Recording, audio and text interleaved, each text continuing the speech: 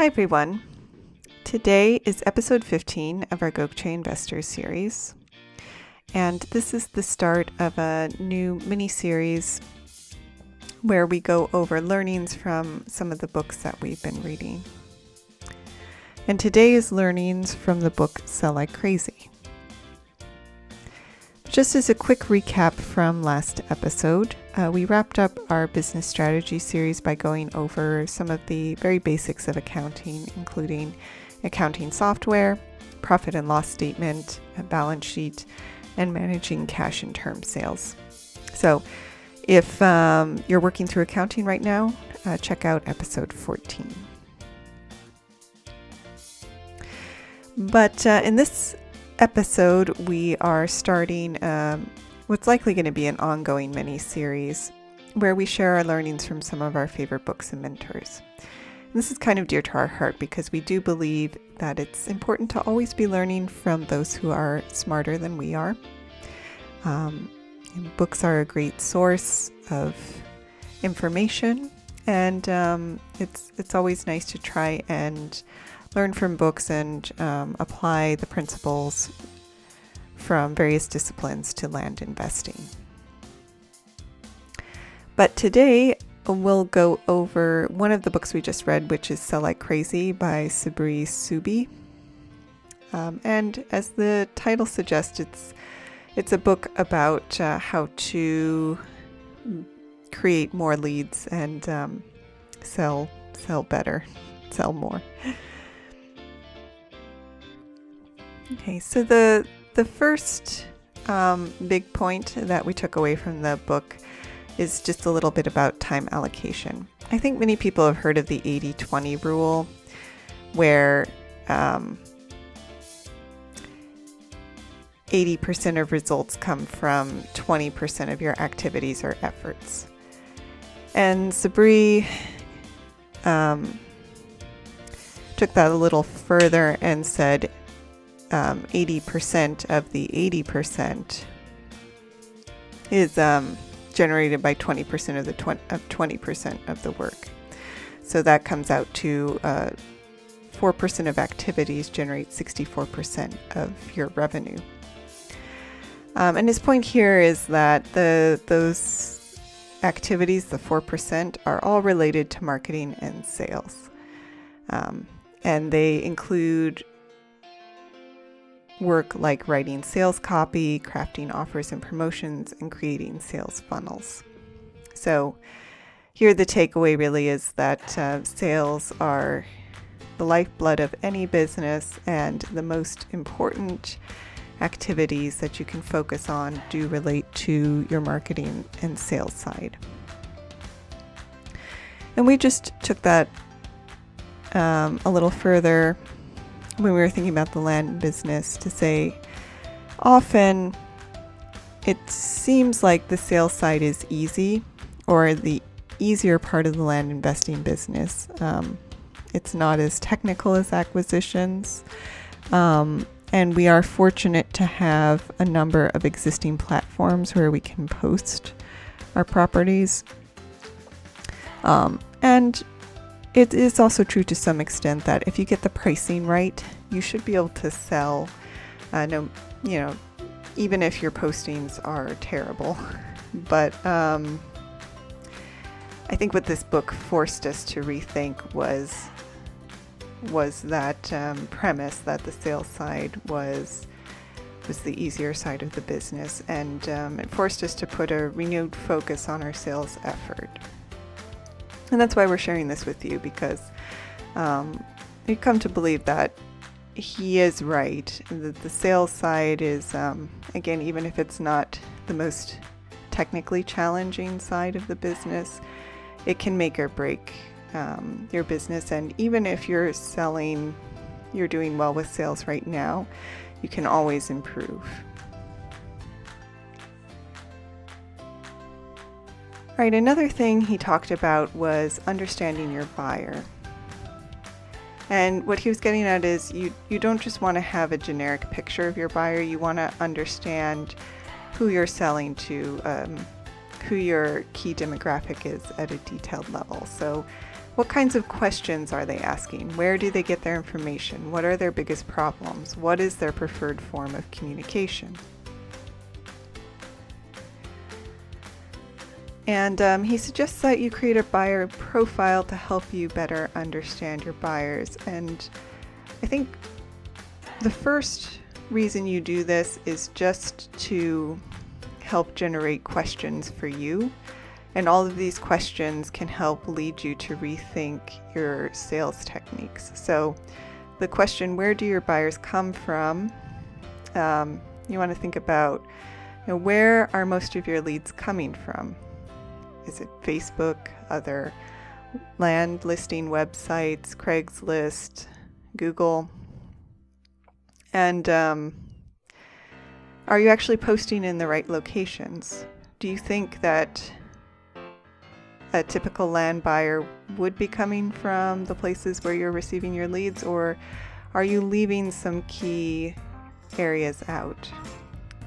Or are there some areas that you think should be performing better, like say maybe Facebook, and that you should maybe refocus your sales efforts on?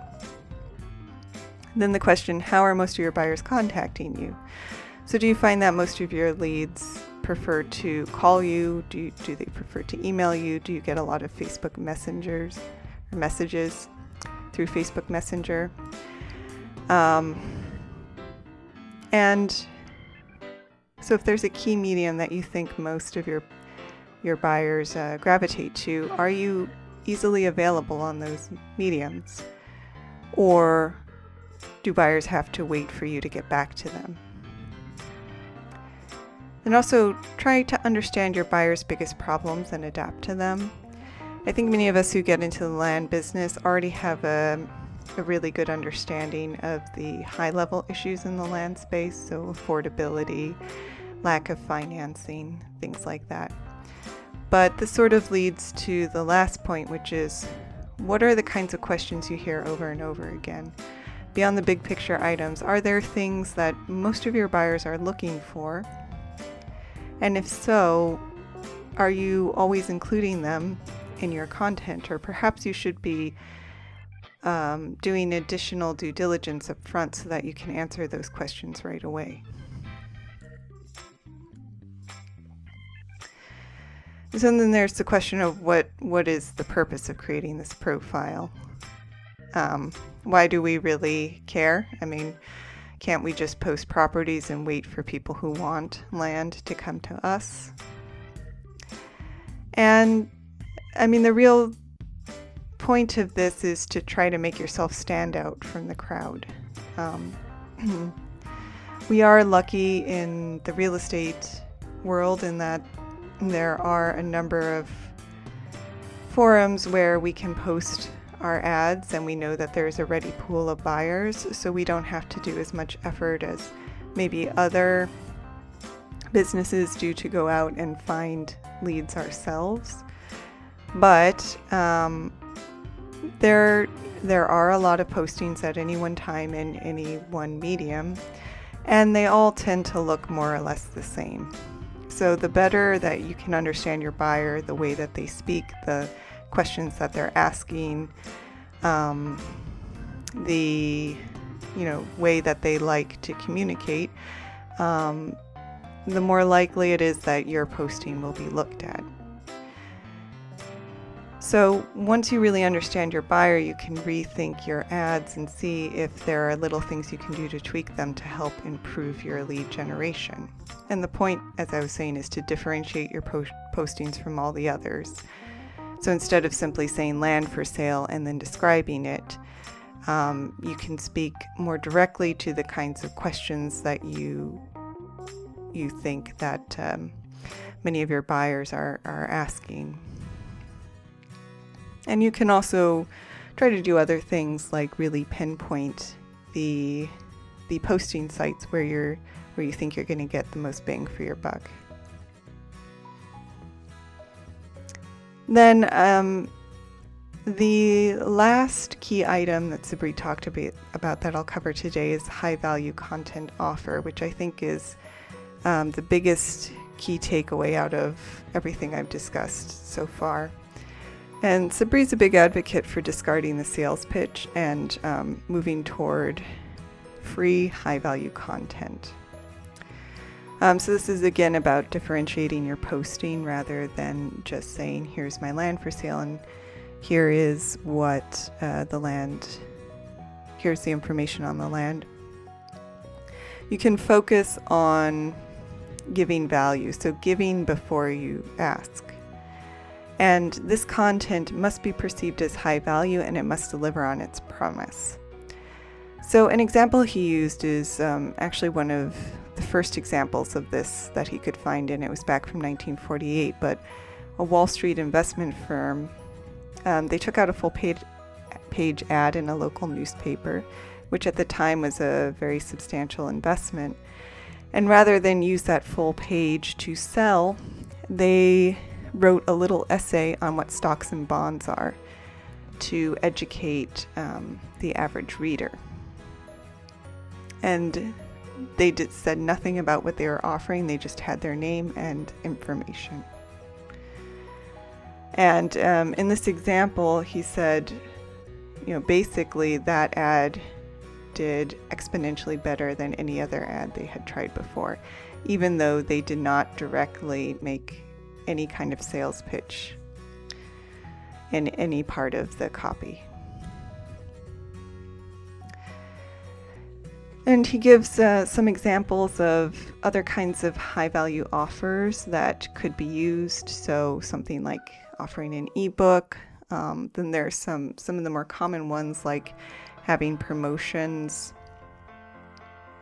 offering coupons, offering some kind of custom pricing, having videos. One example we saw from a fellow land investor, and this was someone who I think mainly invests locally, but they offer to give a personal tour of the property at any time upon request. There are other things like how-to guides or giving away a product or swag. So those are just a few examples that you could think about if this is something that seems interesting. And then he left, leaving today, this isn't everything that he talked about, but wrapping up today's lessons, there were a few other points he made when talking about creating copy and working with your buyers. So another key item here is create a strong headline, preferably with a call to action. Again, speak to your audience in their language and make sure you are answering their questions. And then also, to the extent that you're able, try to explain and directly address how your product or service fills in a gap. So our big picture takeaways from these points are, first and foremost, try to give value before selling, but also understand who your buyer is and make sure that you're giving them the information that they need, and always, of course, provide great customer service. So in our business, we believe very strongly in having a partner be available for all sell-side calls. That way we know that we're giving the best customer service that we can.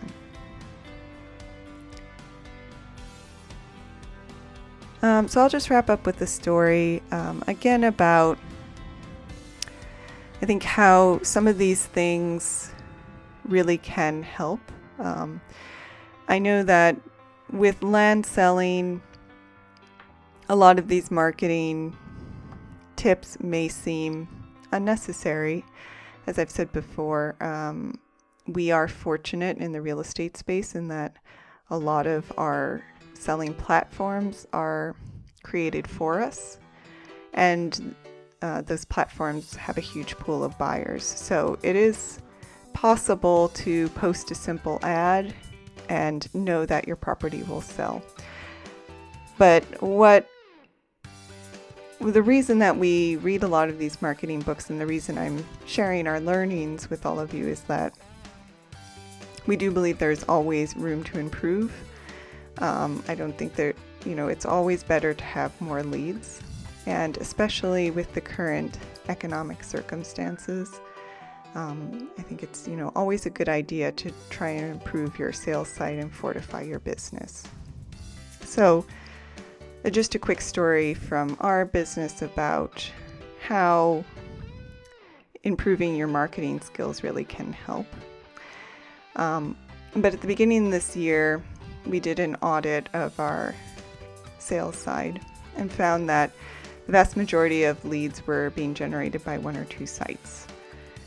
And we started to worry about this, not so much because things were going poorly or we didn't feel like we were selling quickly enough, but it did worry us that we were becoming reliant on one site to generate our leads.